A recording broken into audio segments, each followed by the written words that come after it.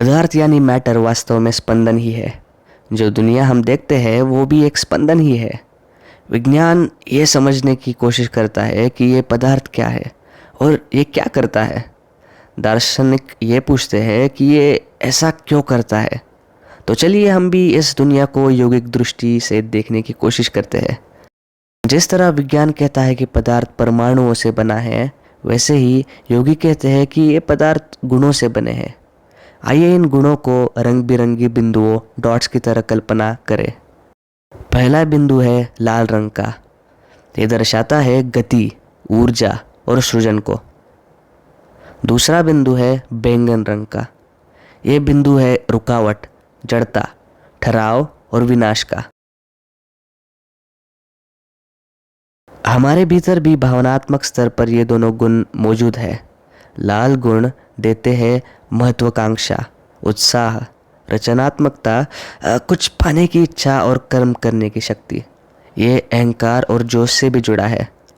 बैंगनी गुण लाता है नींद, आलस्य, भ्रम और कभी कभी ऐसे कर्म जो हमें नीचे खींचते हैं।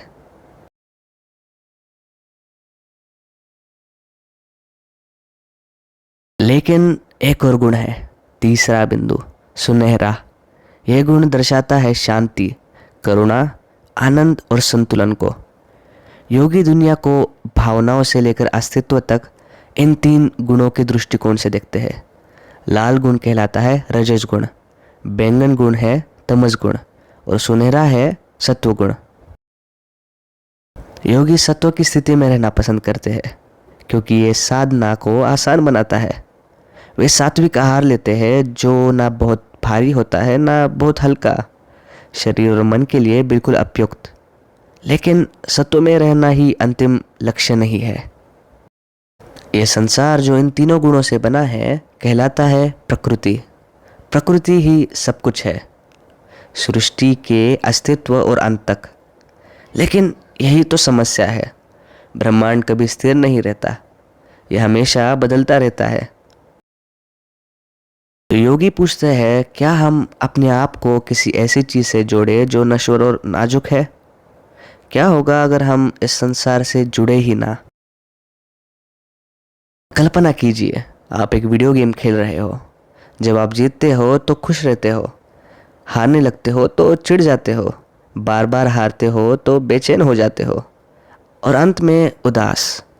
जीत और हार का यह चक्र चलता ही रहता है।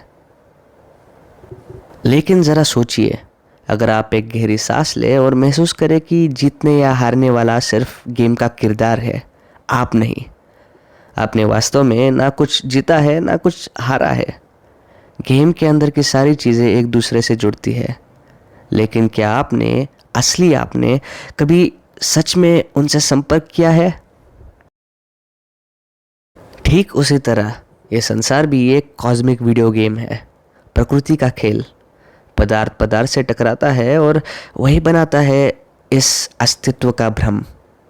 पर अगर ये अस्तित्व सिर्फ प्रकृति का खेल है तो स्क्रीन के उस साइड कौन है? वो है पुरुष। अगर प्रकृति दृश्य है तो पुरुष दृष्टा है। अगर प्रकृति नाटक है तो पुरुष रंगमंच है। योगी पुरुष से एकाकार होने की कोशिश करते हैं, जो अनंत है, अविनाशी है और परिवर्तन से परे पूर्ण चेतना है। शास्त्र कहता है, गुण ही गुणों में क्रिया करते हैं।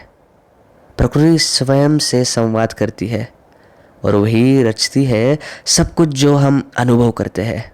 एक तामसिक व्यक्ति जो भ्रमित और जड़ है, अगर किसी सात्विक व्यक्ति को सुने तो वो भी बदल सकता है। एक राजसिक व्यक्ति जिसमें ऊर्जा है, शायद रुकना और विश्राम करना उसे कठिन पाता हो। ये तीनों गुण लगातार हमारे भीतर कार्य करते हैं, हमें बदलते रहते हैं, अच्छे या बुरे की ओर। योग हमें सिखाता है कि आखिर में ये सब सिर्फ गुणों का खेल है। साधना का उद्देश्य है पुरुष से जुड़ना, उस साक्षी से जो सदा एक समान रहता है। यह योग का वो मार्ग है जहाँ ज्ञान और जागरूकता के माध्यम से मनुष्य परम अवस्था तक पहुँचता है। इसे कहा जाता है ज्ञान योग। ज्ञान का मार्ग। इसे कमल की तरह समझा जा सकता है जो कीचड़ में खिलता है पर कीचड़ से अछूत रहता है। आखिरकार ज्ञान स्वयं में सुंदर है। धन्यवाद और सब्सक्राइब करना ना भूलें।